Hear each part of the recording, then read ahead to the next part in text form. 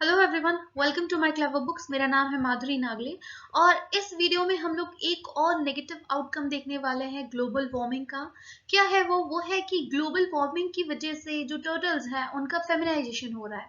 Now what is feminisation, और इस पूरी टर्मिनोलॉजी को समझेंगे और किस पर्टिकुलर एरिया की यहाँ पर बात हो रही है उसको भी समझेंगे। साथ ही हम ये देखेंगे कि ये टॉपिक आपके लिए क्यों इम्पोर्टेंट है। अगर आपकी कुछ क्वेरीज है, अगर आप कुछ पूछना चाहते हैं तो आप मुझे इंस्टाग्राम पर फॉलो कर सकते हैं।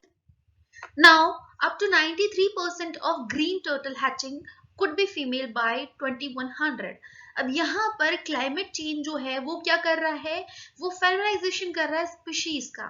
ये एक ही स्पीशीज की यहाँ पर बात नहीं हो रही है। देखिए यहाँ वैसे हम लोग एक स्पीशीज की बात कर रहे हैं, पर यहाँ अगर हम देखें एक ब्रॉडर पर्सपेक्टिव से, तो ये आगे चलकर और भी स्पीशीज को इफेक्ट कर सकती है ये पर्टिकुलर चीज। तो क्या होता है कि जो टर्टल्स होते हैं उनमें सेक्स डिटर्मिनेशन कैसा होता है, उनमें टेम्परेचर से सेक्स डिटर्मिनेशन होता है। तो यहाँ पर इसको क्या कहा जाता है, इसको टेम्परेचर डिपेंडेंट सेक्स डिटर्मिनेशन या टीएसडी भी कहा जाता है। तो बेसिकली अगर हम लोग बात करें टर्टल्स की, तो 27 degree Fahrenheit sorry degree Celsius पर अगर इंक्यूबेशन होता है एग का, मान लीजिए किसी टर्टल ने एग ले किए हैं, अंडे दिए हैं और उनका इंक्यूबेशन जो है वो 27 डिग्री से नीचे होता है, तो क्या होगा, ये अंडा जो है ये क्या बनेगा, ये मेल बनेगा। ठीक है, लेकिन अगर 30 डिग्रीज के ऊपर होता है तो ये क्या बनेगा, ये एग फीमेल बनेगा। तो टेम्परेचर पर डिपेंड करता है। जैसे ह्यूमन जो है उसमें जैसे तुरंत डिसाइड हो जाता है कि ऑफस्प्रिंग मेल होगा या फीमेल, ऐसा नहीं होता है। इसमें टेम्परेचर डिसाइड करता है कि जो एग है उसमें से मेल निकलने वाला है या फीमेल। तो यहाँ पर क्या होता है, कई बार आप देखेंगे कि टेम्परेचर जो फ्लक्चुएट कर रहा है 27 और 30 डिग्री सेल्सियस के बीच में, तो जो ऑफस्प्रिंग होंगे वो मेल्स और फीमेल्स मिक्स्ड होंगे। मतलब यहाँ पर हमको क्या देखने मिल रहा है कि जो हायर टेम्परेचर है उससे फीमेल्स ज्यादा निकल कर आ रही है। तो यहाँ पर लगभग 52% जो है, 52% हैचिंग जो है ग्रीन टर्टल्स में, 7 में से एक स्पीशीज में फीमेल्स हो रही है। लगभग 52% जो है वो शॉर्ट फीमेल्स ही है, जो और आगे चलकर बढ़ेगा क्योंकि टेम्परेचर डिसाइड कर रहा है। टेम्परेचर ज्यादा है मतलब फीमेल्स ज्यादा होंगी। आगे हम लोग बात करें तो रिसर्च किसने की है, यूनिवर्सिटी ऑफ एक्सीटर जो यूके की एक यूनिवर्सिटी है, और marine and environmental science centre जो है पोर्टुगल का, वहां पर ये जो स्टडी है वो की गई है।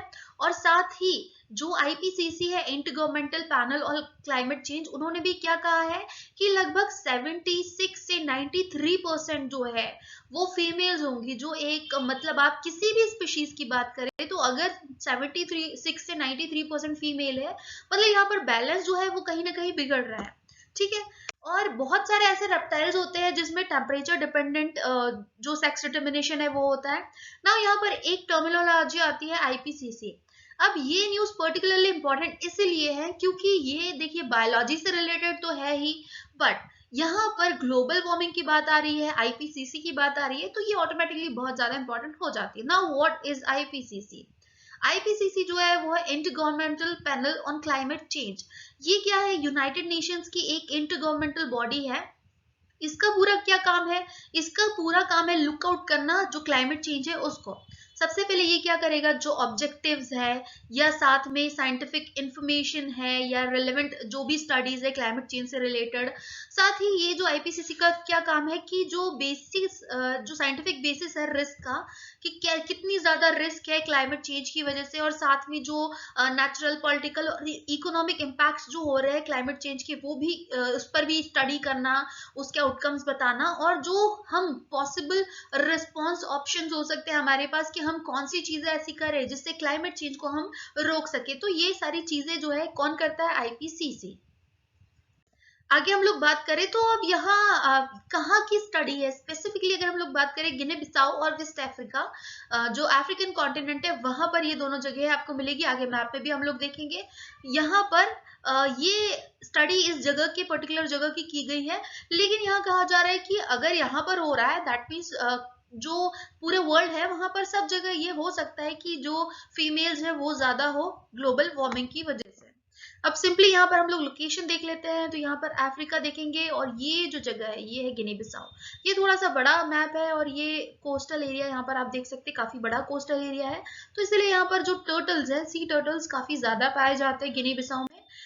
वेस्ट अफ्रीका की बात करें तो ये पूरा अफ्रीका, जो पूरा पोर्शन है वेस्टर्न वाला, ये वेस्ट अफ्रीका कहलाता है। और ये जो कोस्टल एरिया स्पेशली यहाँ पर इसकी बात की जा रही है, तो यहाँ पर जो फीमेल्स हैं वो ज्यादा निकल कर आ रहे हैं एग्स में से।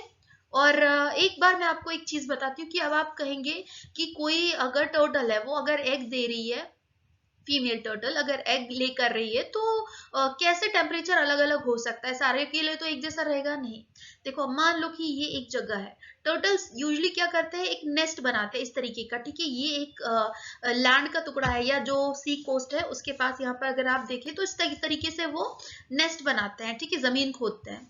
अब यहाँ पर आपने देखा कि ये जो है नीचे की तरफ, नीचे की तरफ क्या होगा, जो अंडे नीचे की तरफ होंगे वो ठंडे होंगे, क्योंकि यहाँ पर टेम्परेचर कम होगा, ठीक है, यहाँ पर टेम्परेचर कम होगा।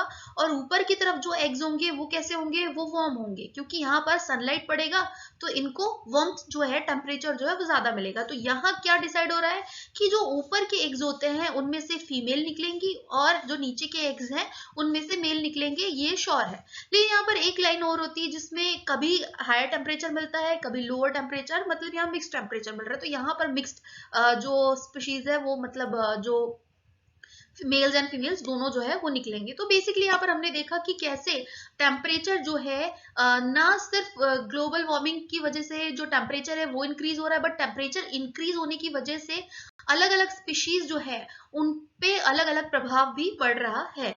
सो thank you everyone for watching the video and hope you liked it. और मिलते हैं हम लोग नेक्स्ट वीडियो में। Thank you, bye bye.